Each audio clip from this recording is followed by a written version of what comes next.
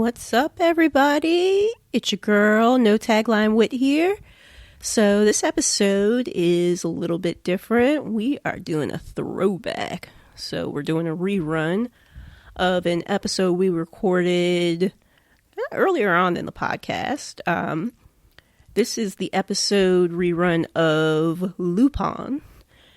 And don't know if you know, but it's a Netflix series. It released in 2021 with a part 1 and part 2 way back in 2021. And it's coming back with season 3 on October 5th. So that's like a week or two away. So that being the case, we are running the rerun episode of our review of Lupin and excitedly looking forward to season 3. So we hope you all enjoy. Here it is.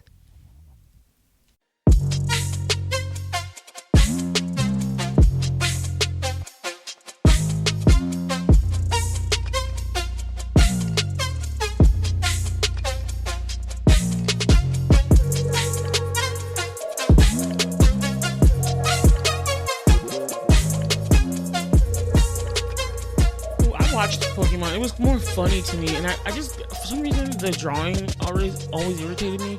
I was like, why do they look so two-dimensional? Like, I hated how the two bad guys, their legs look like such like rectangles. It didn't look, like they look so flat and squarish. You mean like prepare for trouble? Those two, and make it double. I don't know the rest. I forgot the rest too. Those are the only words I remember now that you said it. Yeah, now I can't remember either. Yeah. But I was like, why are their legs so square? And then you look at Digimon. Rockets blast off into outer space. It was just so much more formed. And I was just like, yeah, the drawing for this is so much better. And I like that the Digimon talks to them. I was like, finally. Because I was like, I don't speak Pika. I don't speak Jiggly. And I was like, how is she saying Jiggly? Exactly. I don't speak Squirtle. So I was like, how is Squirtle saying Squirtle, Jigglypuff saying Jigglypuff, and Pika saying Pika, and they understand each other? It blew my, it didn't make sense to me when I was a kid. I was like, how are they understanding each other when they're like speaking different words? They're just speaking their name in different emphasis.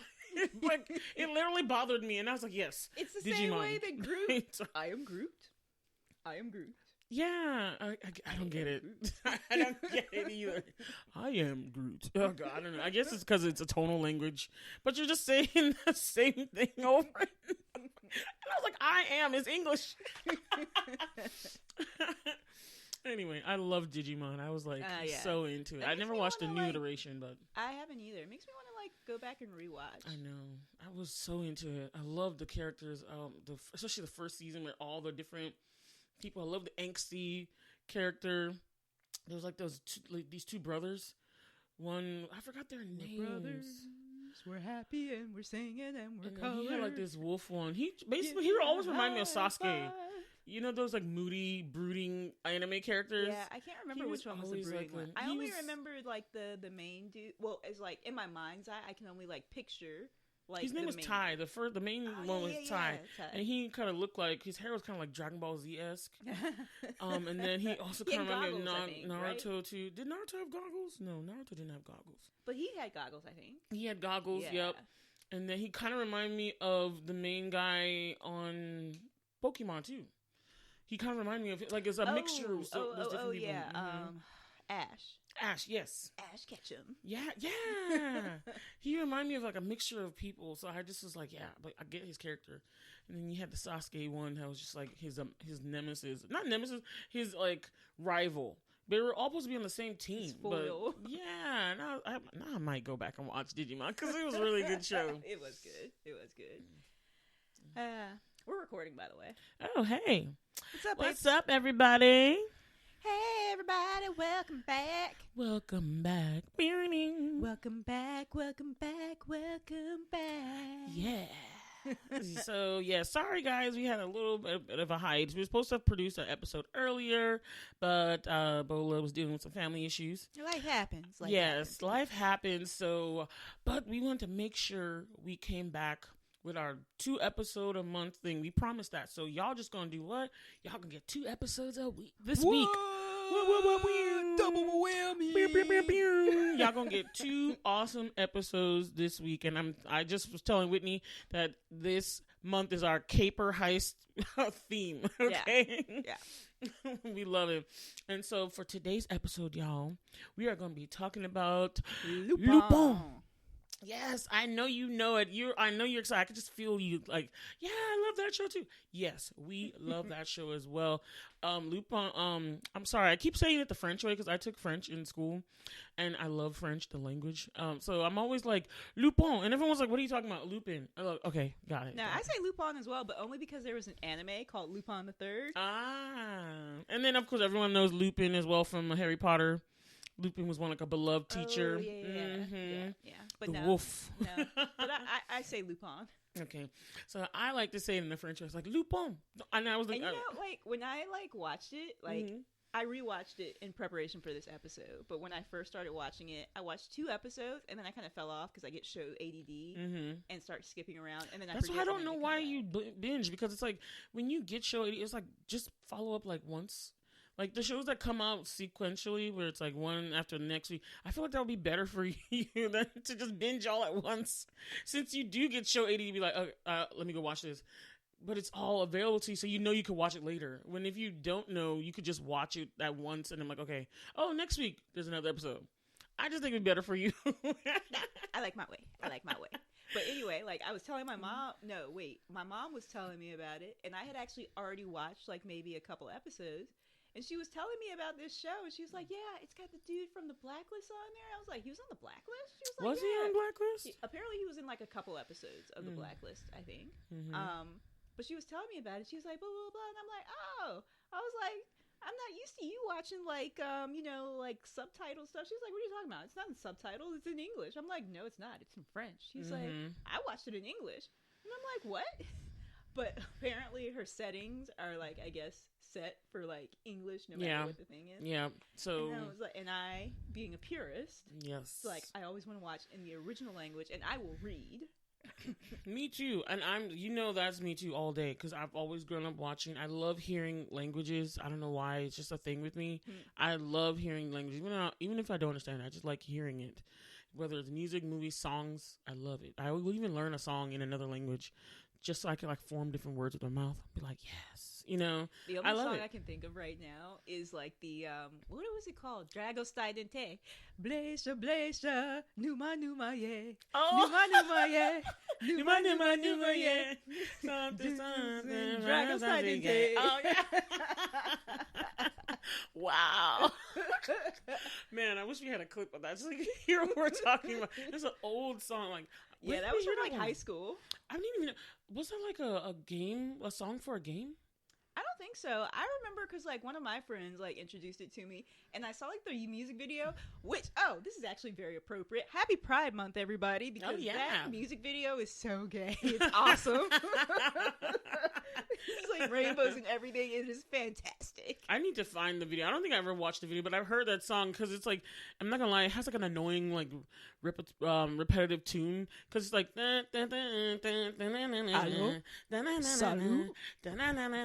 and you just like what was that? That was the beginning of the song. It's like what language is that? Salut. One I don't of the think like it was Nordic French. Type of ones, like Norwegian or something. Yeah, okay. like Swedish or something. I think. Yeah. How do we get on this? I just was like, wait. I don't know. How do we go? We were talking about languages. You were talking about how you listen to songs in other languages, and I was thinking to myself that one of the only songs that just like popped into my mind that I've listened to in its original language is Dragostea, which I don't know what it means at all. It's probably some weird language. But they also thing. had it actually they didn't have it in this movie that I watched on Netflix called The Mitchells versus the Machines. Have you watched that? No, you told me about that. Yes, it's so good. But actually, they weren't even singing that song. They were singing like some rap version. Whose song was it? Because somebody sampled it. I don't know. I haven't seen it. So. Well, anyway, somebody sampled it like later years, part of the song for like a hip hop song, and they were singing that version of it. But I always knew like the original one. I remember that. Yeah, but actually, I was reading an article today. Was that part of it too? Yeah, that's part of the same song. So that's the part of the song they sampled. The my ha. Oh yeah! Wow.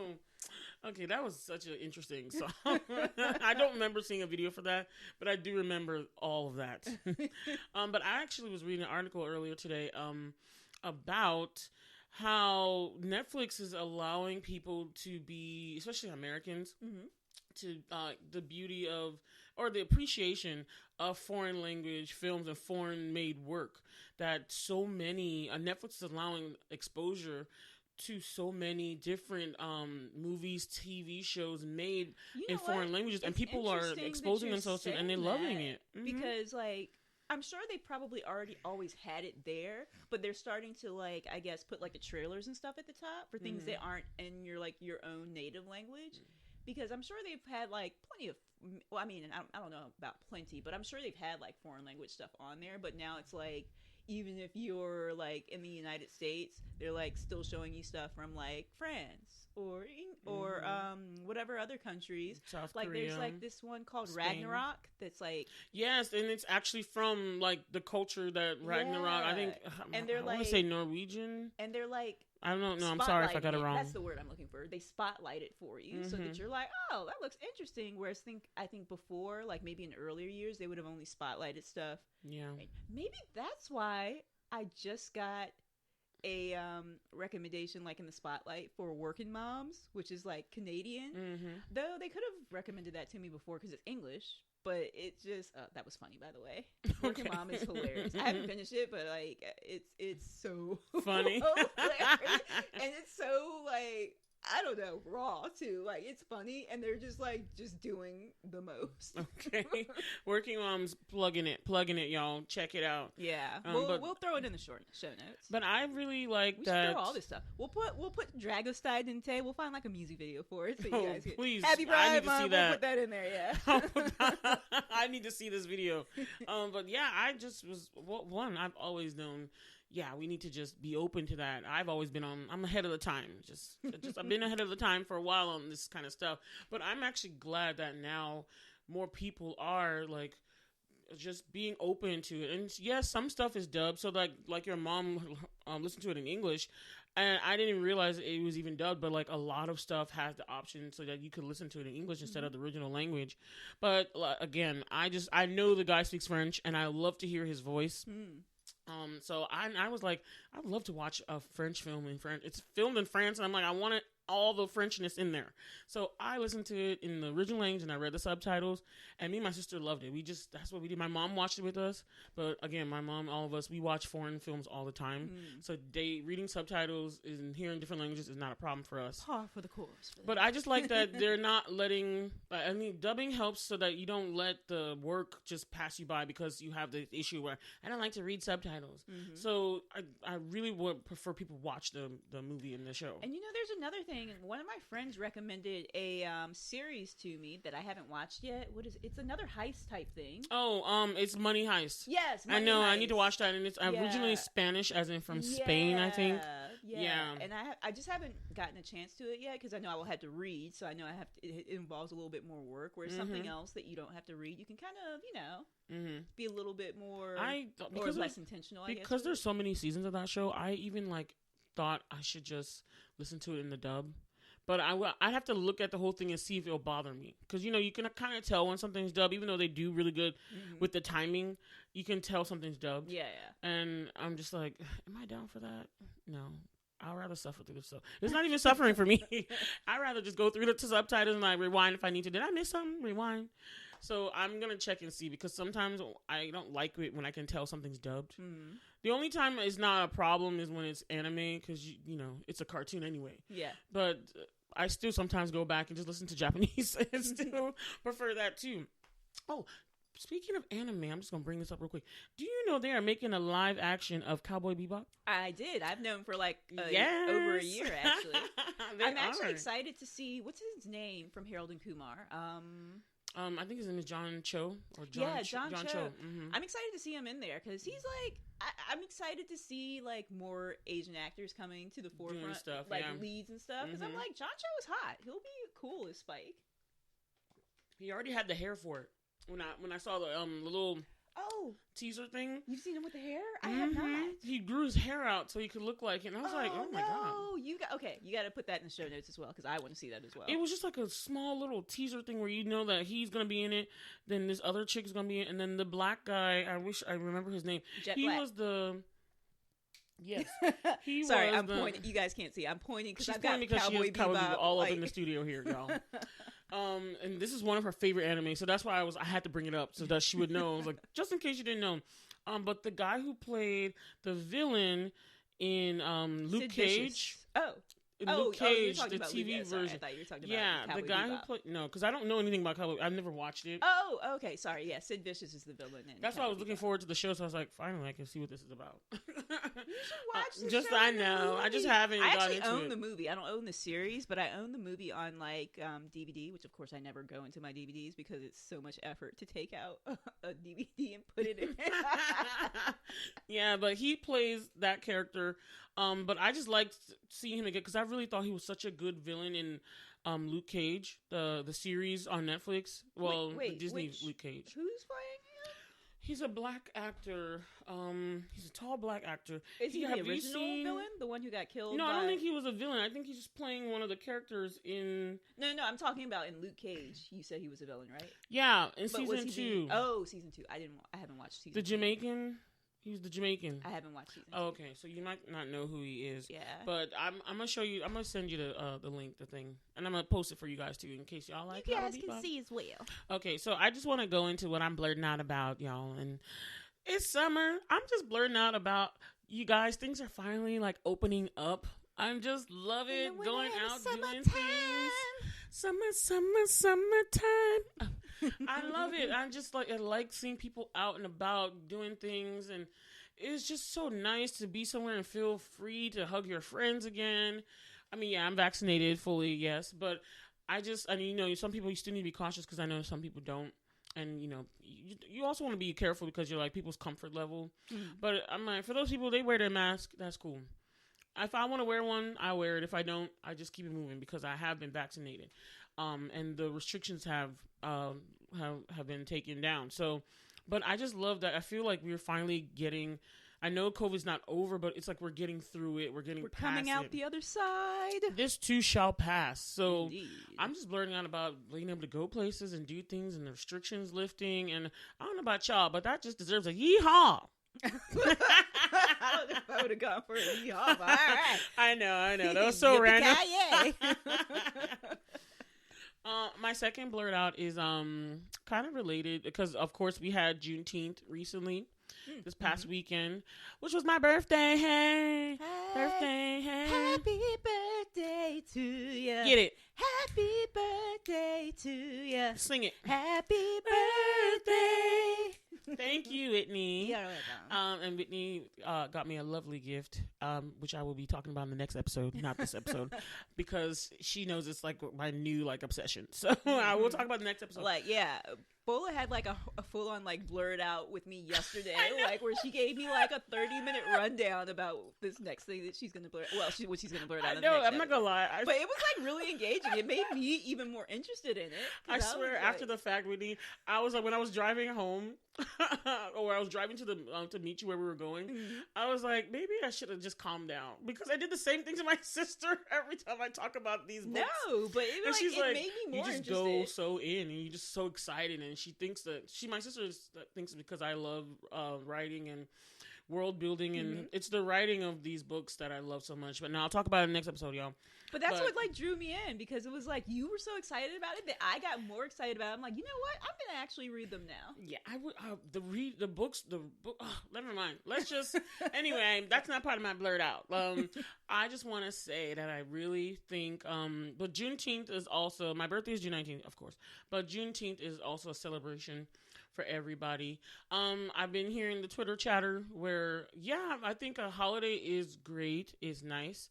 But however, I do feel like I understand people where they're talking about how, the holiday kind of placates, but it doesn't address the issues that Black people are talking about or facing. I remember I was watching a video clip where somebody's like, but can we get a Black hate bill like the Asians did? Or can we get an anti-lynching bill passed? can we do that? Like, let's fix some stuff instead of just like, oh, we feel bad about this. We recognize it. Let's just give them a holiday.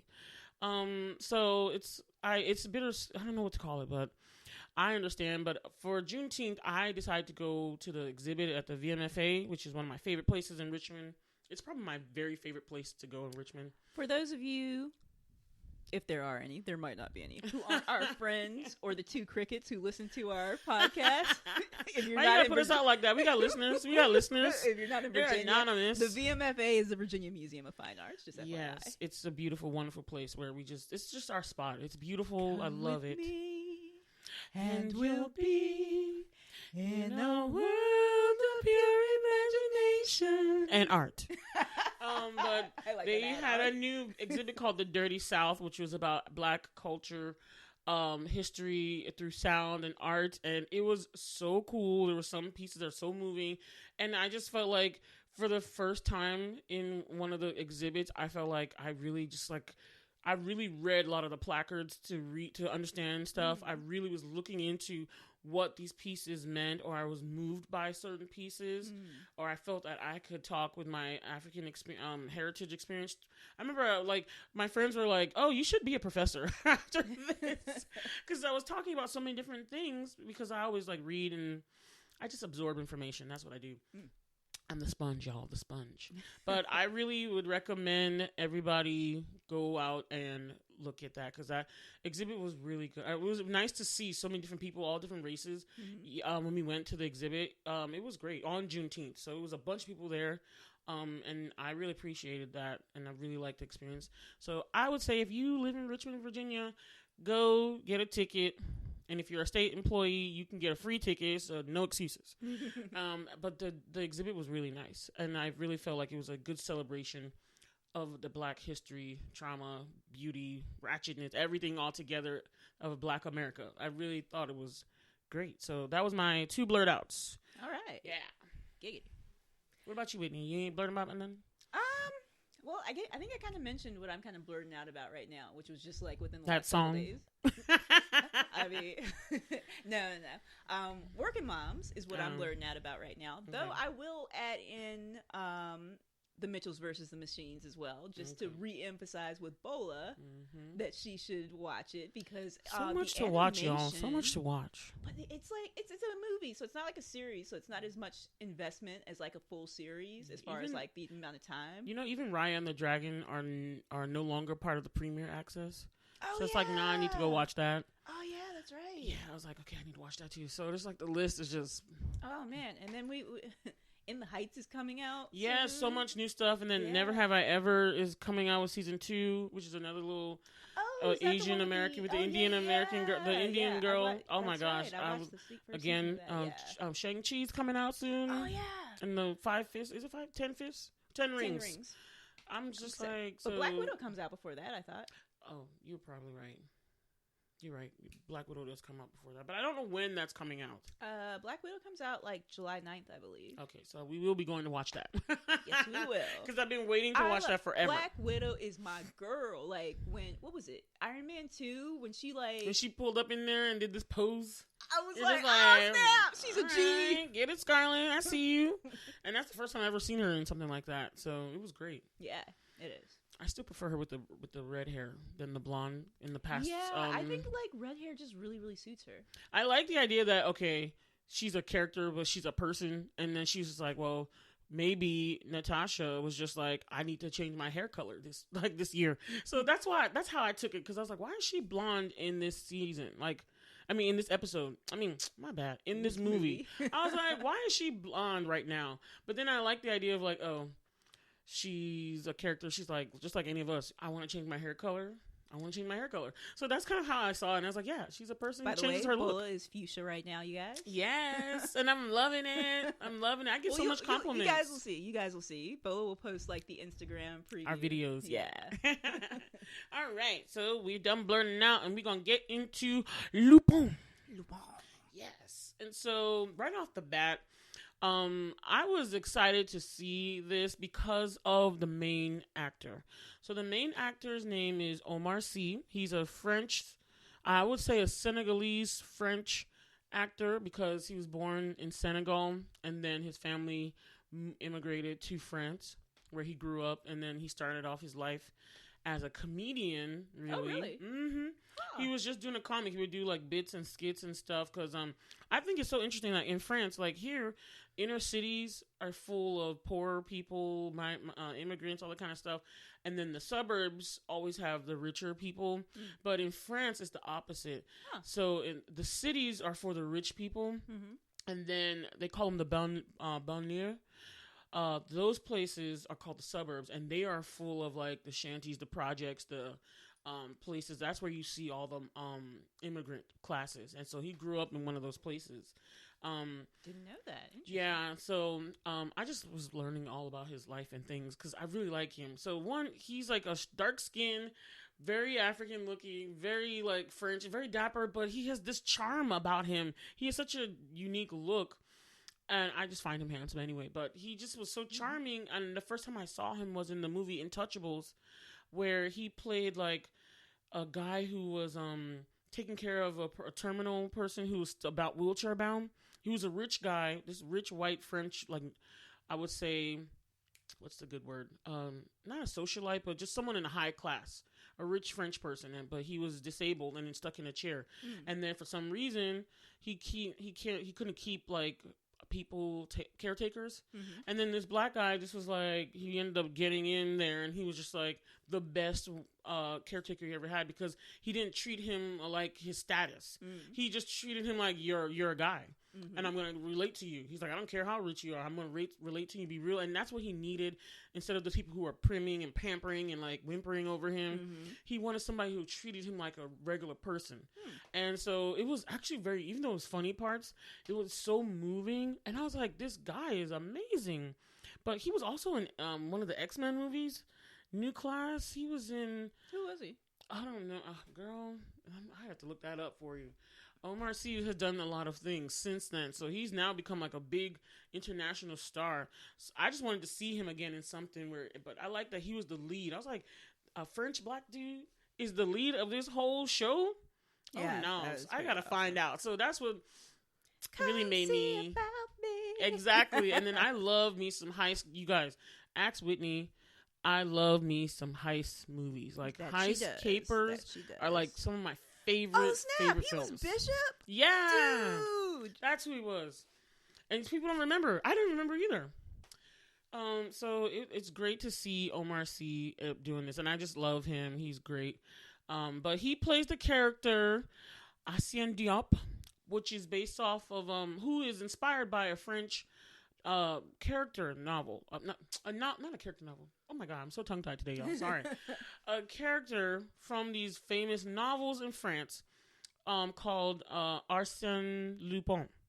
So Arsène Lupin is our equivalent of like Sherlock Holmes. America doesn't really have one of these characters. We just kind of take the English ones as our own. So like a Sherlock Holmes kind of character, anybody who you would call like a master of disguise, a burglar, thief, extraordinaire, that kind of character. That's the equivalent for them in France. So Arsène Lupin is like something that the French people have seen so many times, just like we've seen so many iterations of Sherlock Holmes, right?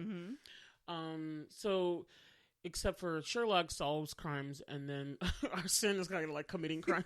That's how I was like, but it's just, I just want to get to the point of like how the notoriety of the character. It's a really well-known character that has so many iterations, like Sherlock Holmes has in English literature. Sorry guys, Arsène I've just is like been French. looking him up on IMDb to find him as Bishop. That is so awesome! I didn't know Yeah, that he was was. He him! played Bishop. Yep, Yeah. and you didn't even know. People didn't notice it.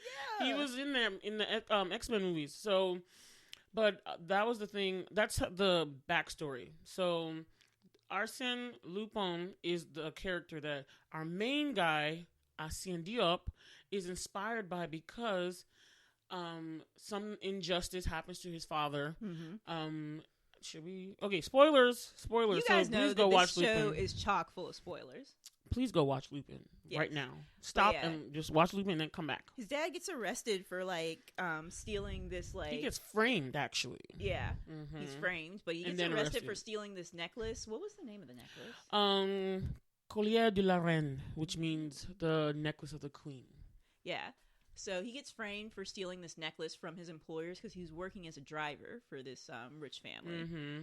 And he goes to jail, and he's like, you know, saying how he's innocent. But one of his employer's wife convinces him to plead guilty in order to get like a shorter sentence. Mm-hmm. And he does. Which and they throw the book at him. Yeah. And since they throw the book at him, he like supposedly kills himself in jail. But that's not what happened. That's not what happened. To make sure the real thing doesn't come out, the employer, Pellegrini. Oh God, I can't stand.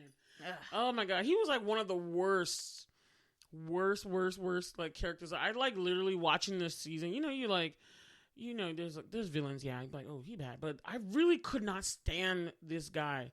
I don't know if it was because I was listening to him in French, but how he spoke to people and everything. He was just so short, curt, like disrespectful. So to be honest, I couldn't stand him. Until he got killed off, I actually disliked Leonard. Was that his name, Leonard? Mm-hmm. Leonard even more, because he just had he looked like such a villain. Yeah, he was like, I'm a killer. That's basically Leonard. Leonard was like a killer. And I was just like, Yeah. Leonard was a henchman who ended up killing Arsène's father in jail.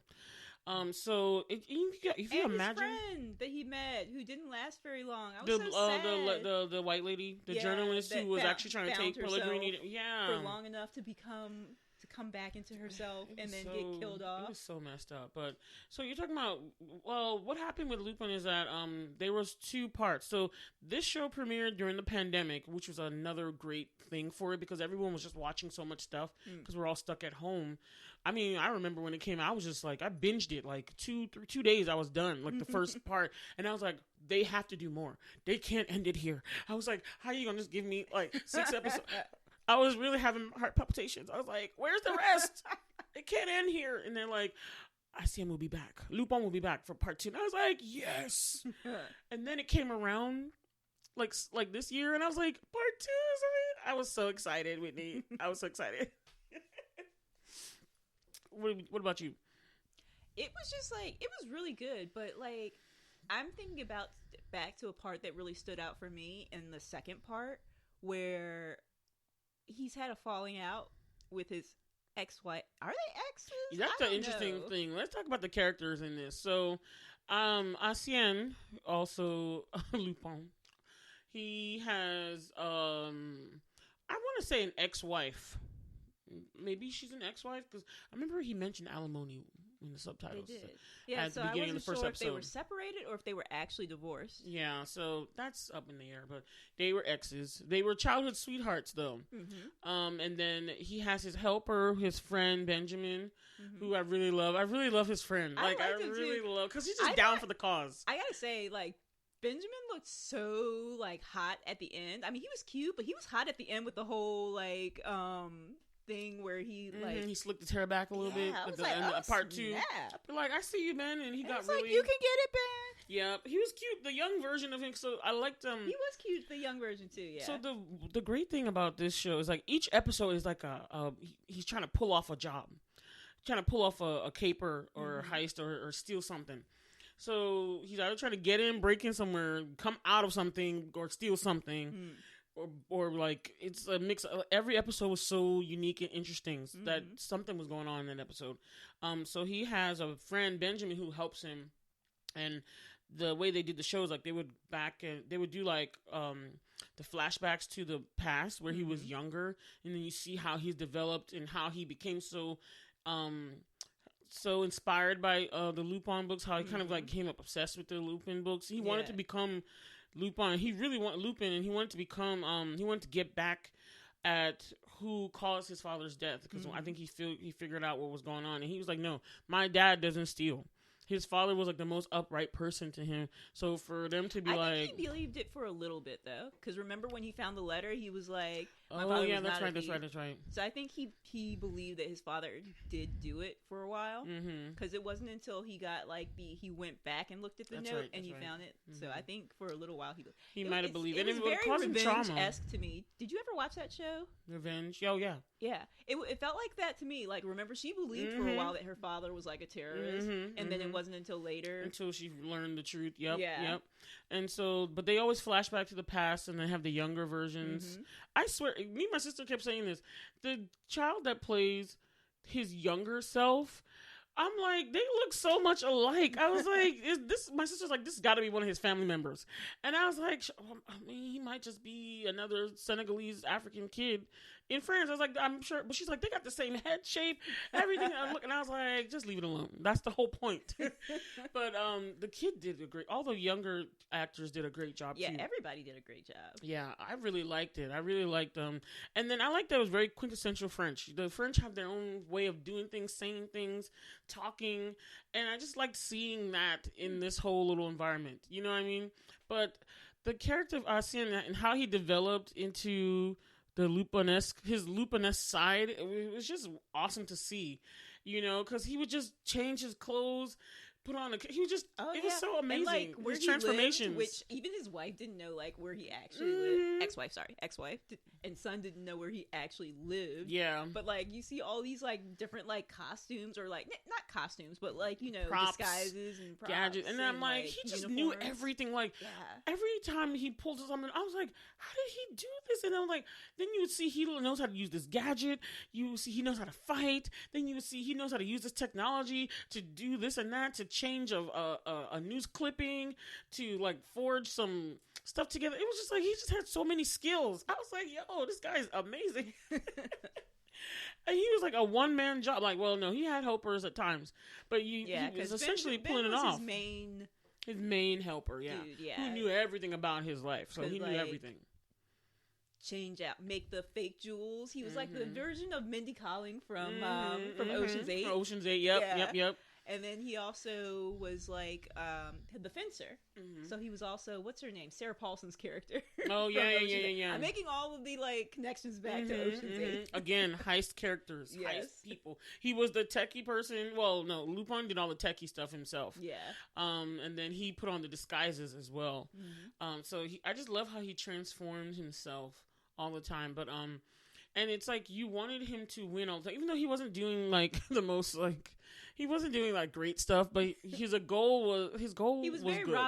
Robin Hood-esque. Yes, see, that's another character you can liken the Arsène Lupin, because he's like, he's not like he steals, but he's stealing with a purpose, like a noble purpose. Yeah, exactly. Like he's trying to get back at some people who deserve to get back. Okay, because Pellegrini, I was so irritated. Well, sorry.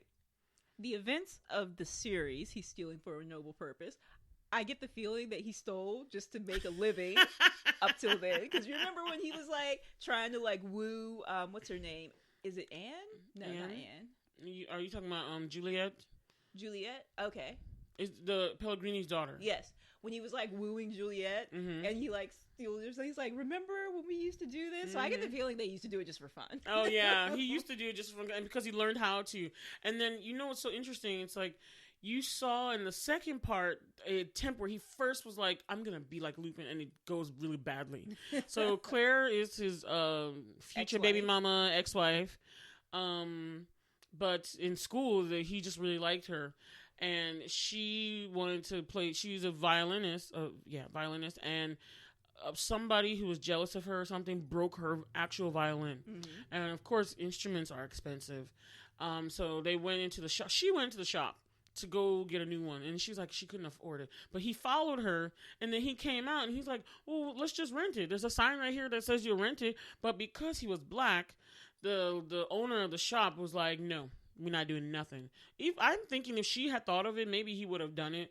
But because she was associated with him and he was black, which I was like really irritated by, he wouldn't let her even rent it. So she was just like, let's just leave. Let's forget about it.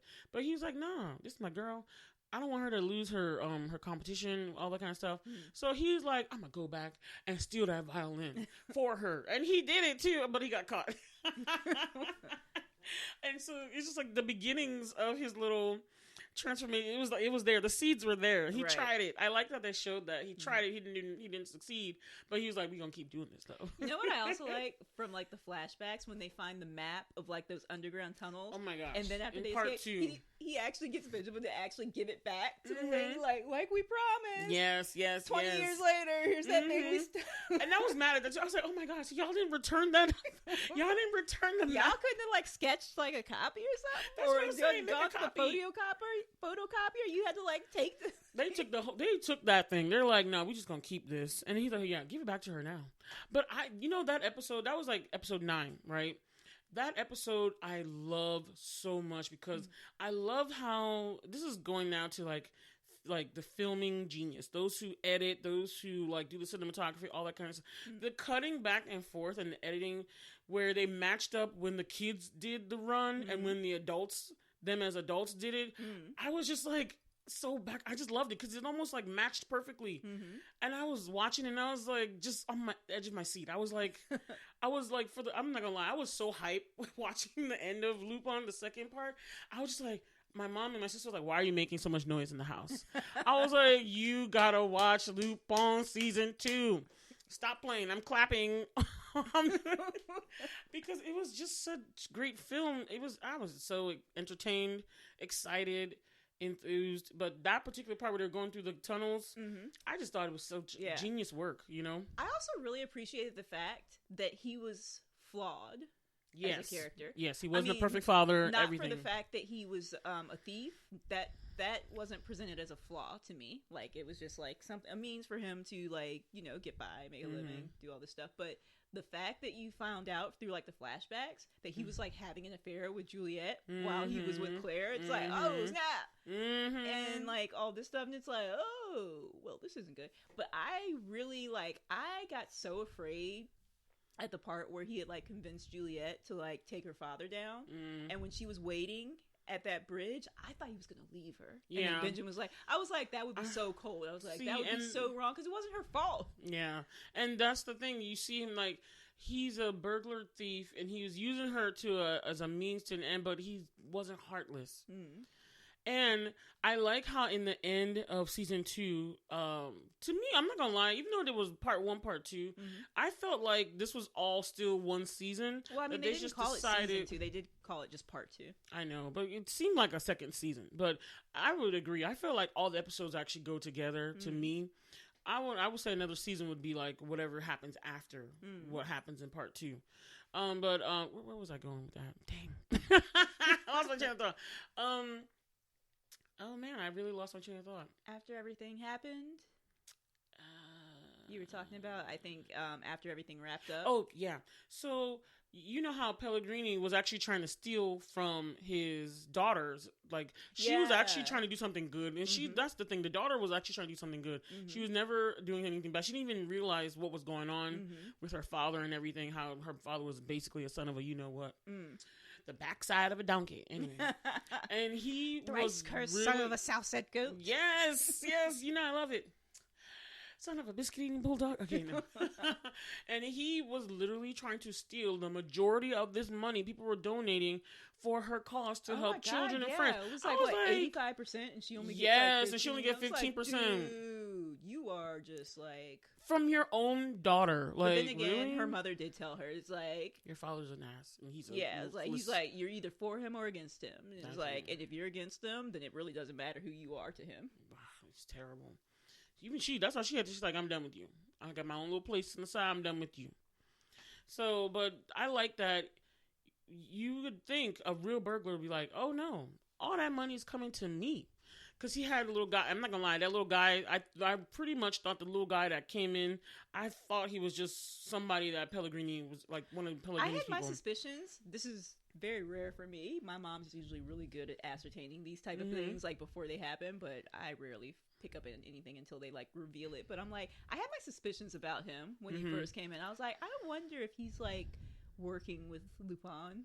I see, and I didn't realize that because the way he came off so ruthless.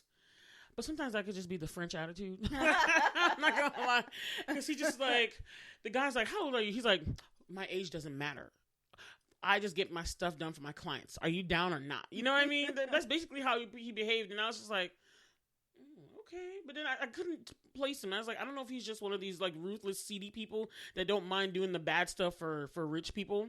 Because there are those characters who like, I get my money, I do whatever they ask. As long as I get my money. He played that part very well. It's just that there was just something about the fact that he was like the timing of it. Mm-hmm. It wasn't because of the way he like portrayed himself. Because I was like, he had that part down pat. But it was just the timing. It wasn't until the end of that when they showed it, I was like, oh well, damn. I really was thinking he was on a Pellegrini's time. Him around because like the way that he looked in the library. Yeah, he was a full on goth. And then he turned himself a clean cut. He was cute too. Once they cleaned him up, he was cute. Little skinny thing. But I like that money. He was like, because even Benjamin and that guy, I forgot his name, but Benjamin and the helper, they were both like, what are we going to do with this money? Because what they were doing, Pellegrini don't know that, your money's not going to some offshore account in the Cayman Islands. Mm-hmm. No. It's coming to us. So they're like, what are we doing with the money? And then Lupin said, let me say, Arsène was like, no. All that money's gonna go to her organization. The kids shouldn't suffer because that guy's evil. He's like, no, all that money is going into the organization. And I was like, see, that's that heart of gold thing right there. That's that. He's not a killer. He's not like a Robin Hood. He never kills anybody really. Although that guy that took his son, he was like Leonard. He just threw him out of the window. So part 1 and part 2 are separated by an inciting incident, which was called the kidnapping of Arsène's son, Raoul. And he was like, oh, you ain't mess with my son. He was such a little cutie. He was a little cute his little mop of hair. He was so cute, but he was traumatized. And I don't blame the mom. I'm not going to lie. With Claire, I was kind of feeling some kind of way about her because I was like, you really just try to betray him to the police? And that's like, really? That's another thing I really liked about the series is the way that they because since the central character is Arsène, then you feel with him, you feel with the protagonist, but then you're looking at it, so you're like, how could you blah blah blah blah? He's his father. You can't separate his father. But then you're like, no, this is like messed up. Like if it weren't for what he was doing, their son would not have been in danger. Yeah, and he's like still going to. So like, as a mother, then that is the logical choice of what to do. And that's why you couldn't really fault Claire, even though I was like, Claire, you were working with Pellegrini right now. And I wonder if she knows really the truth about what happened. That's my thing. I was like, I don't know if she knows. I don't think she knew until Benjamin told her, because remember she was asking him, about and and that's when she went to Pellegrini. Oh, he told her the truth about everything. That's right. I think so, yeah. Because I was like, does she know? Yeah. Because I was like, if she knew how bad this thing was, like, she would never go to him. But at the same time, the mother is always about protecting her child. All that stuff as well. She might have been a little bit more aware of Juliet too. Yeah, and so she's like, she knows he's dangerous. And I felt bad because it's like, for women, once you like tread on their children, that's when the claws come out. She's like, you know what, do what you gotta do, but my son, you are not going to put him in danger. So she felt like she did what she had to do. But that's what a good mother would do. It looks like a betrayal, but she was like, I still love him. Maybe she's not in love with him anymore. I don't know. But she was like, but no, this is my child, and you are not going to put him in danger. Yeah, and so I agree. So that whole scene where Leonard, the henchman of Pellegrini, the villain, like kidnapped his son. Oh man, that just started off some stuff. I was like really on my toes on that pins episode. And needles. I mean, because you know how you watch like a show or a movie, and you're like, they're not going to let anything happen to so and so. But now, like in the last 20 years, that's kind of out the window. Like, yeah, they will kill all the main character. So, like, when Raoul was in the trunk of the car, I was like, oh, snap, they're going to kill him! I thought he was a little burnt little thing. I thought he was going to be dead. I thought he was like, they were going to kill him off. I was like, dude, it really looked like it. Messed up. It really looked like it. And that made me hate that. That's part of the reason why Leonard was even more hateable to me than even what's his name, because what's his name hardly got his hands dirty. So you hate him, but it's like Leonard was so on screen hateable that he's just like the thing. You know what? I'm on the opposite side. To me, I prefer the ones who get their hands dirty, because at least you've seen them. They have the guts to do what they want to do.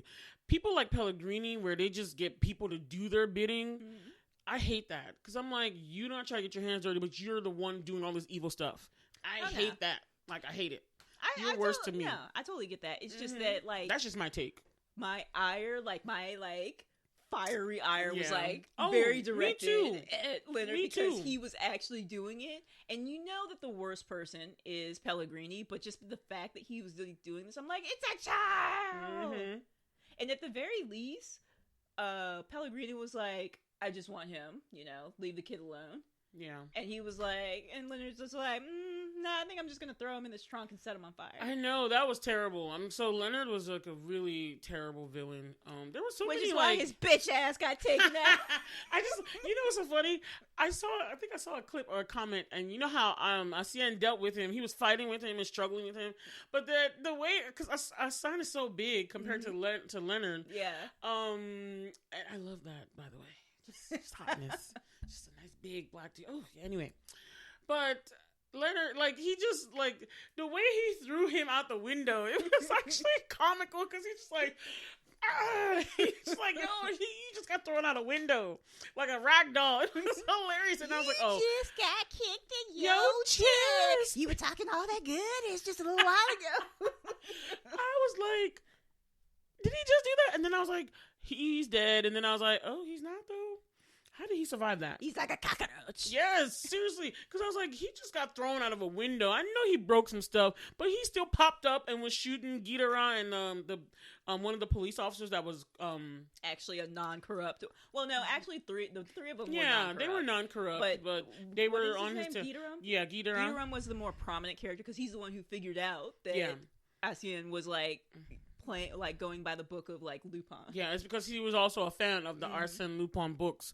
So I kind of like that there were so many people in the story that were fans of the books. Like even his son, because it was like passing on a legacy. Because the way he got the book was because Arsène's father was looking at the library, like the book. You could tell he was somebody educated. But when immigrants come to other countries, it's like, whatever, I'm not going into it, but they're like, okay, you're just going to be this, you know, and then I'm not going to lie, there's a thing where sometimes the French look down on the Francophone African peoples. It's a thing. It really is. And it's still a thing, actually.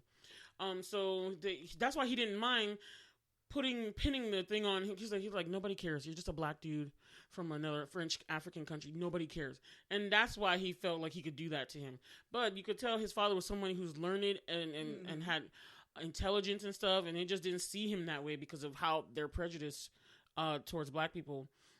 And so he looked at the books. He's like, no, my son needs one of these. This is a good gift for him, reading some books. So he picked one. The wife let him pick a book, and the father gave it to him as a gift, and he found it after his father died, which was really sad. But then then Arsène gets so invested in this book, transform his life, but then he kind of passed it on to his son Raoul. So Raoul starts reading the books too. So, and then even the guy they recruit to help our young guy. I guess we're gonna call him the helper, so I can figure out what his name was. Because the way they recruited him is by finding people who were like specifically in the library looking for the Arsène Lupin books, and then he was like trying to steal one, and they're like, "This is our guy, this is our guy," because he's trying to steal one of the books. And he was good too, because he like his awareness of his surroundings. He was like, "What do you want?" Yeah, and the funny thing was, this Ghidorah police officer, he kept saying that, "Hey, this guy is using these books," but all the other police officers like, "Are you dumb? Like, a book, really? Get to work and figure out this case." And he's like, "Y'all not listening to me." So he followed his instinct, and then he was there when his son got kidnapped because they were going to an Arsène Lupin like convention, I guess.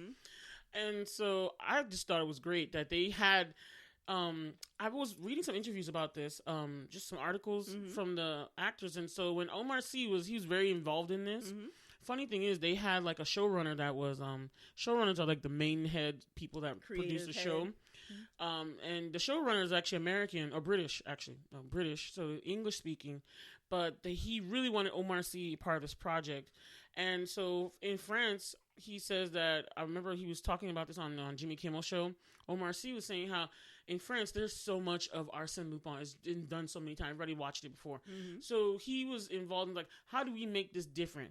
We're going to do Arsène Lupin now, but how are we going to make it different? So he liked that the character was influenced by the books, not that the character was Lupin. You know what I mean? Yeah, I like that. And I just thought that was great how you have books and the characters and love of the books, fandom, everything, inspiring people to be something different. Like I just liked how the character was the person assumed the character on himself.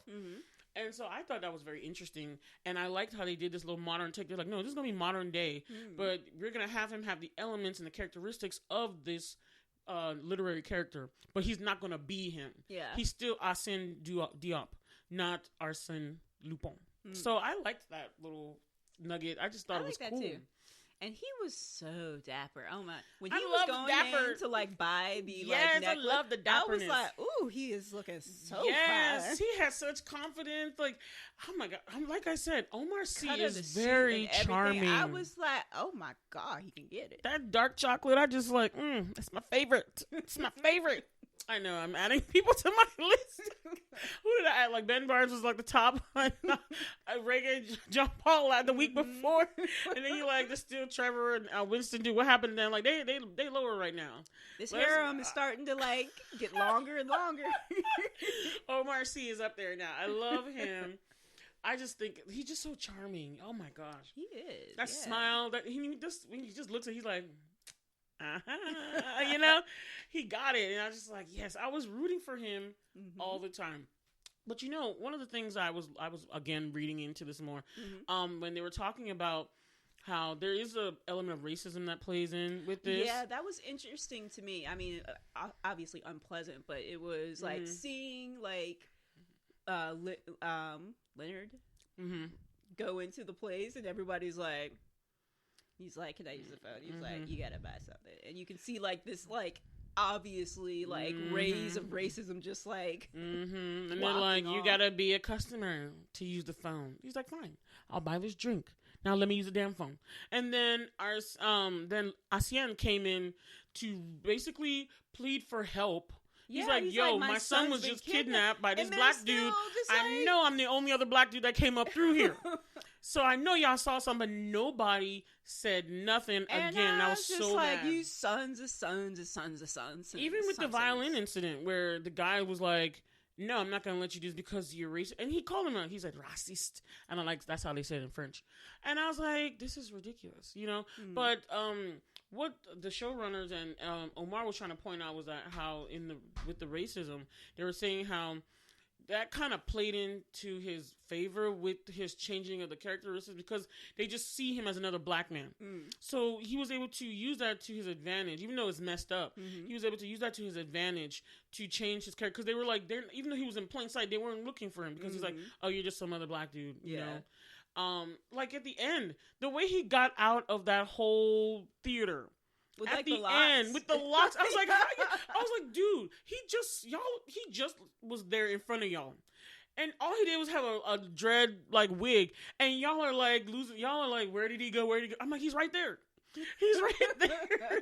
It's the same build, everything. Y'all just gonna pretend, and they're like, yeah, because they don't see. He's like, oh, this is just some other black dude. And so I know Lupin, the character's supposed to be a master of disguise anyway, but that part kind of like hit to me because I was like, yeah. It kind of goes with how like they see black people as you're just another black person, and how the whole we're a monolith thing, which I hate. I really hate that. But Lupin uses it to his advantage, and he's able to get out of these situations and things because they don't expect him.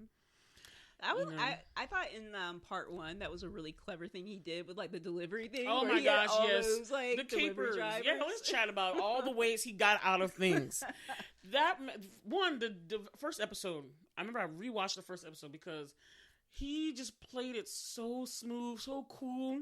He changed his Wikipedia page to make himself look rich. They believe and you know what the funny thing is? They didn't. That's where you can see the racism part again because. They like searched him again. They didn't believe him. They're like, what's this black dude doing with money?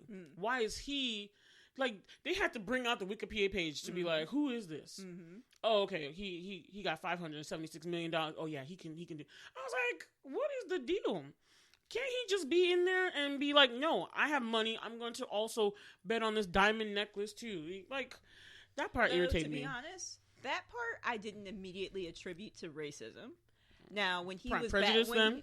No, when he brought him back, he was like, we didn't expect a bidder like you. That I attributed to racism. Yeah. But not when he looked him up. Because I'm like, if someone's bidding on something this expensive, if they don't know them, I assume that some of the people he probably knew on site. Fair but enough. If they were a new bidder, fair enough. That he probably looked them up to make sure they had the money. Yeah, but you're right. After the fact, when he went into the area to actually look at the necklace, that whole thing irritated me so bad. I was like, really? And then he was leaving, and they still were like, let's frisk him and search him.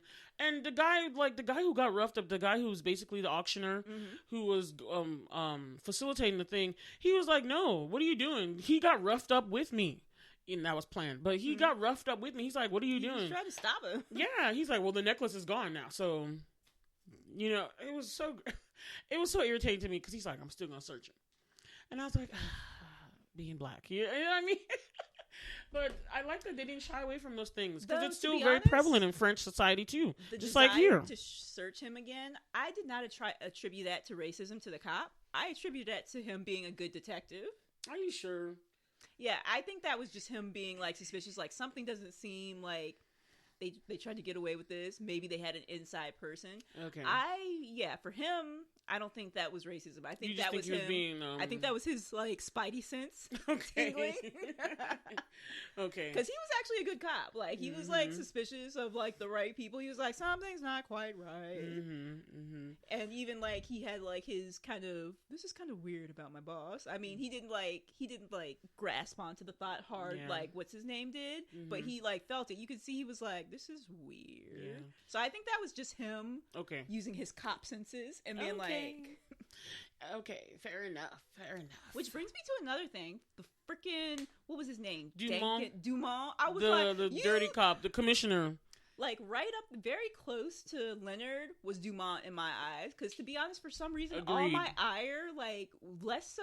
I mean, Pellegrini was awful, but just like watching in action, like my ire was so directed at Dumont. I was like, "You son of a." Yes, because I'm like, you're supposed to be a person upholding the law, and you're over here breaking it left and right for this one dude. Like, come on, all this corruption. I'm like, ugh. It was so terrible, and I was like, both of them. Oh my god, both of them got what they deserve in the end. I was like, your comeuppance is coming with swiftness, and oh my god, they got him. I love the way he did everything. Oh my god, yeah, the way he kidnapped him, and they were like looking at this other place, and he had them inside the place where he took them the entire time. I was like, dude, genius, genius. And they trying to frame him for that for Leonard's murder when another henchman came in and killed Leonard. And then Pellegrini did that too. It's that bitch ass. But Pellegrini did that too. But Pellegrini told his other dude, he's like, you know what? You kill him. Because he needs to pay for losing the son. And I was like, why? Like, he's messed up too many times. I was like, that's what I'm saying. That's why Pellegrini was the worst to me, because I'm like, even your henchmen are doing what they're supposed to be doing, and you just killing people. Heartless? Exactly. He was completely heartless. Let's talk about the end episode. So I just love the ending the most. Like, I thought I couldn't love anything more, but that ending, he's so bold with his stuff. Like, just the boldness, the audacity, of what he does. But it culminated in the last episode. He's like, I'm going to walk out on the stage like, hey, y'all been looking for me. Here I am. I know. And I was so shocked by that, because I was like, I know he's in the shadows. And you know what's so funny? When he had that knife to Pellegrini's throat, I was like, Mom, my mom was watching with me. I was like, Mom, nah, he's recording this stuff. He wanted to make sure he got a confession out of it. And I was like, I didn't see any recording device, but I was like, nah, I know my dude. He's recording it somehow. Of course. He's going to send it to somebody. And he got it. And I was like, Pellegrini's so dumb. That's why I'm saying he was so weak. You know hiding what? behind his power and money. I don't think he was dumb. I think he was weak. Overconfident. Yeah, weak.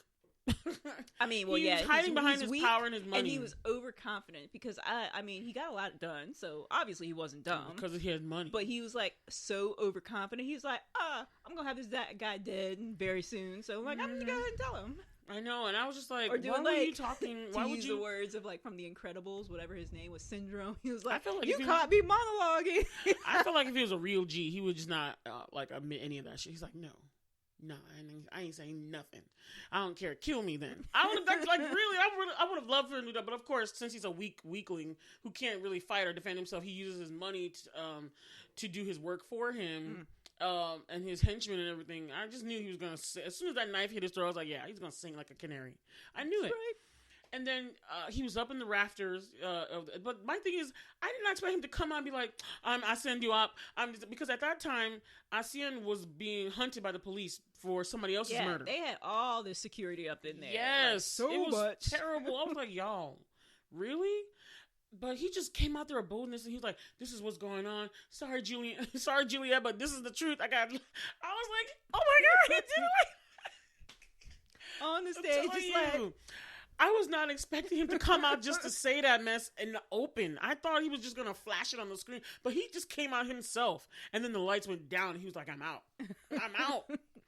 The fight scenes, the capers, even the little romances and everything. Yeah, which all of it was so much fun. I kind of wonder now, because now I'm not sure. Was he really interested in Juliet? I feel like...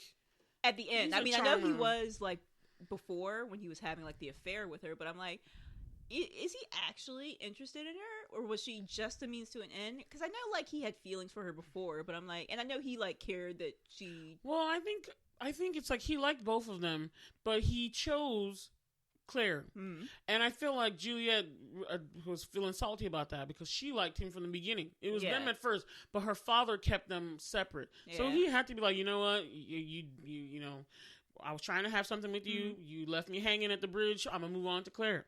So, and then she, even though they apparently kept up the affair for years. Yeah, she kept coming back. But then I wonder, she liked the chocolate. I do have to wonder though, when he said I made the wrong choice, I wonder if he really meant it though. With the girls, maybe.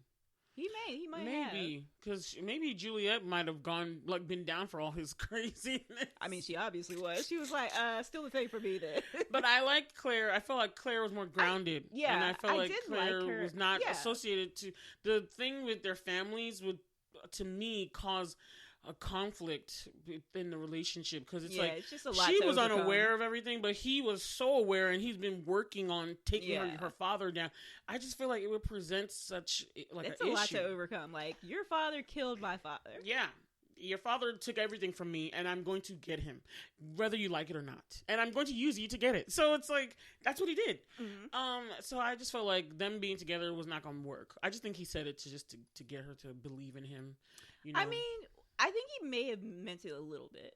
Yes. Because, looking at it, Claire was not going to be down for who he was overall. She loved him, but, she that dangerous side, that stuff he was doing, she wasn't fully down with I can't be down for that. And that is just kind of part of who he is. I don't think any woman was going to be down for it, unless they made a character who was like him. Juliet seemed to be kind of down for it. But she wasn't aware of all the stuff he was doing.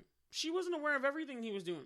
She liked that he stole the painting, but she knew that's what he did. And I mean, I got the feeling from the end of it when he that she might have been down with everything. She might have. Maybe. I mean, now that they were older, I don't know how down. She was like, because this was fun. She was like, but we're too old for that. Exactly. That's why I was like. But I feel like she was more okay with it than Claire. Well, yeah, that part definitely more as a means. And I think because Claire is also a mother, she was like, I don't want anything dangerous happening to my son. Right. No, I don't want him involved in this kind of stuff. This is not stuff normal people are involved in. So I think because she's so grounded and down to earth, she's kept it real. And it was I really liked that kind of dive into Claire's character when she was seeing the therapist or whatever. And she was like, well, you just said last week that he's your soulmate. She was like, and you just got the feeling that she was just yeah, he is, but it's not something I take joy in. It's he is, but it's just it's something that's overall hurts me rather than and I was just oh man, the pain that's of difficult. Love. Yeah, the pain of love. Yep. But so here's going back to the end episode. So he got away so marvelously. It was perfect. I really thought, because it seemed like all of France's police force was just after him. And I really thought he wasn't going to get away. And I was like, how is he going to get away from this? So he ended up hopping in a boat and just scooting down. I forget the river that's in Paris. Is it Thames? No. Seine? The Thames? I thought no. Seine. Oh, River Seine. Yes. Sorry. S-I-E-N. S-E-I-N-E. Okay. The River Seine. You're right. So he ended up going down there, and then he meets his family, well, Claire and Raul. And then he says he loved them, but he had to go away. Yeah. And I was just like, I'm not gonna lie, I felt some kind of way about that, because I was just like, I understand he has to go away, but I was like, you just gonna leave your family though? Like, he's like, I don't know when I'm gonna become, I'm not gonna be around. But I'm like, but this is your son. He's like a kid still. I mean, like, he's a teenager. How you just not gonna be in his life? Like, I felt some kind of way about that. I think that, honestly, he made the best choice, because he had so much stuff going on that I think, it would be the best thing for his family was for him to be away. From them, because his son said, like, he's like, my dad's my favorite person. And I was like, but he wants him around. You know what I mean? I mean, he's still a fugitive, to be honest. Well, so that's not really going to work out well. Yeah. I mean, he maybe they're not like looking at him for murder, but he stole a lot of shit. Arsène, you stole a lot of shit. Stuff. They don't know all his business. You stole a lot of shit, dude. He did a lot of stuff. Yeah, I just love the ease in which he did it. So, and I mean, they know about it now. They found. I mean, they probably have like evidence about some of the other shit he stole because of Benjamin's shop. Since he had to leave, because they know. And I wonder what's gonna happen to Ben too. Like, I think he had to leave as well. Yeah. Okay. So let's project. What will be the next part 3? What will be the next season's thing? Where could they go? Because I was thinking in my mind, I'm like, he can't stay in France. Yeah. Well, Paris. Yeah. Can't I stay think in Paris. a new city. A new city with a new set of issues, new things. Because I was like, now that the new papers. I know, but I was like, now that the driving force, because he had a driving force for all these things. Yeah. It's get the guy who killed my dad. It's payback. And so I was just like, what is he gonna? Now that everything's resolved, he got the guy who got his father. That's over now. What would convince him and motivate him to keep doing all this stuff and not try to live a regular, normal life? Well, I mean, he's never really lived. It seems to me that he's never lived a regular, normal life. Like, true. I think that's the way he's always made his money, was by stealing stuff. Like, I think from the time that he and Ben were young, that's like how they made their money. Like, they set that operation up like a long time ago. I think that's how they both made their money. I didn't think about it that way. That he's I don't know why I assumed he got a job. No, because remember, she was like, so you have a job, and you saw like a real job. Exactly. So that tells you, like, I think that that's just all he's ever done is really just kind of stealing things stuff. And getting away with it. And he's the master burglar, as they say. Yeah, because I would like to see at least because Ben was saying like that's how they got the start of the shop was from that one big piece that they stole from that lady, and then I think from there it just like snowballed. But that was like the start of their like initial investment. Okay, so here's what I would like to see.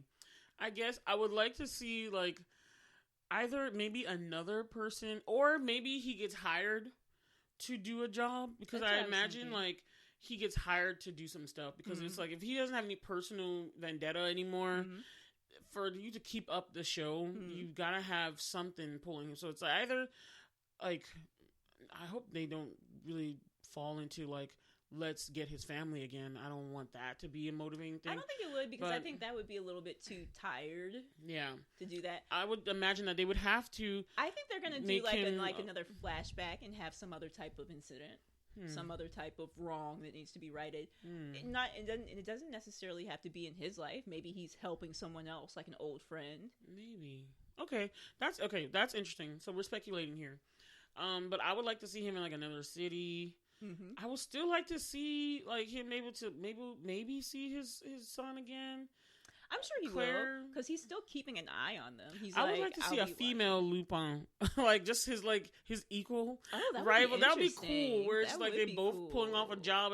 That would be an interesting little thing to be in the new. I want to see the helper stay in there. I like him. I thought he was like a little cute. Like, the little guy, cool. I feel like, cool. And I also feel like since he's gotten a taste for it, it'll be hard to like just go back. He's like, let's pull some more stuff. I know. I would be like, you need me? I'm there. And he's a very good actor. So he was that really episode where they almost found Lupin in the little the trunks. He really was like, you want to search these things? Come and do it. He was bold. I was like, hey, chill out, because our guy is in one of these trunks. But he really convinced Dumont to like not look into it. And he's like, all right. I was like, man, he pulled that off well. Because I would have been like, oh shit, it's up. Anyway, okay, so let's rate the show. What do you give it, Whitney? I'm going to give it 10 glasses. Yay! You get the double 10 glasses from me, too. We give Lupin 10 glasses. 10 nerdy, blerdy glasses. And I think it's deserving. I mean, from the costumes, the setting, the storyline, the capers, the characters, everything. The even the ones you hate. Yes. They do such a good job of making you hate them. It's all so good. It's so entertaining. You will get sucked in, and I really, really think, even if you like listen to us and you learned everything just now, go watch it, because just seeing it unfold is amazing. It is. Especially that ending episode. I was in awe. I was like, oh my gosh, this is so great. Exactly. And the fact, and we didn't even mention the fact that he gets himself in jail. Yes, and not by being arrested. He switches places with the guy who's in jail. God, and got out of jail, and then he got out of the handcuffs too. When they caught him, when his son, when he thought his son died, they caught him, and then he switched places with the police officer in the bathroom. Yeah, I was like, how did he do that? It's amazing. You guys are gonna love the roller coaster of fun, and then just like soak up and savor the charm that is Omar Sy. He's just an amazing actor. And honestly, I want to see more stuff from him, whether it's in English or not. I really want to see more stuff from him. And so that's our review of Lupin, you guys. Go watch it. Go watch it. Check it out. We recommend watching it in original French, but do you if you need the dubbing. Indeed. All right. Subtitles out. Yeah. All right. Blerd. We going out, y'all. Out. Bye. Thanks for listening to our podcast. Please subscribe to our show on whatever podcast listening app you use, and share the show with other Blerds and non-Blerds, family and friends.